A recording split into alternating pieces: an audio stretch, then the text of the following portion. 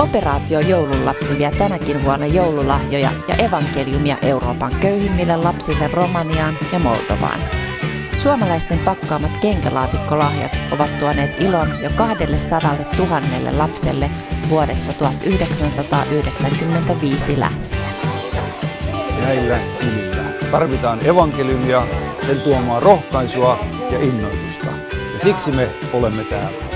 Jokainen lapsi kuulee pakettien jakamisen yhteydessä evankeliumin ja saa omakseen Jumalan suurimmasta lahjasta, Jeesuksesta, kertovan lehden.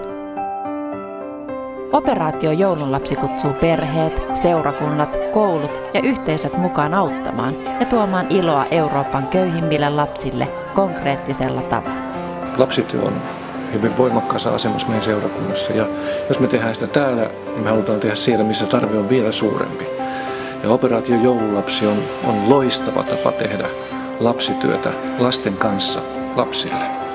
Operaatio Joulunlapsi on mun mielestä yksi parhaita keinoja niin saada olla konkreettisesti mukana Jumalan valtakunnan työssä. Ihan todella pienellä satsauksella, niin mä uskon, että voi olla siunaukseksi ihan älyttömän monelle ihmisille. Me uskotaan, että se on siunaus meidän seurakunnalle, se on meidän perheille, se on meidän lapsille ja ennen kaikkea tietysti niille lapsille, joille niitä lähetetään. Pakkaa joululahja Euroopan köyhimmille lapsille!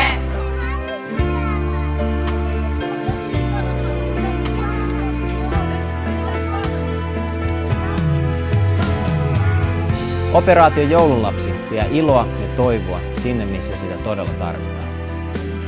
Pakkaa tämmönen lahja ja aloita lelusta. Lisää lämpimiä vaatteita, hygieniatarvikkeita, koulutarvikkeita ja karkkia. Tarkemmat ohjeet löydät meidän netistä www.joulunlapsi.fi. Muista myös näitä lapsia rukouksen, sillä taivaan Isän käsissä tämmöiset pienet lahjat voi tehdä ihmeitä. Katso lisätiedot, pakkausohjeet ja keräyspisteet Operaatio Joulunlapsen kotisivuilta. Siellä voit myös tehdä paketin virtuaalisesti tai antaa rahalahjasi. Kiitos lahjastasi.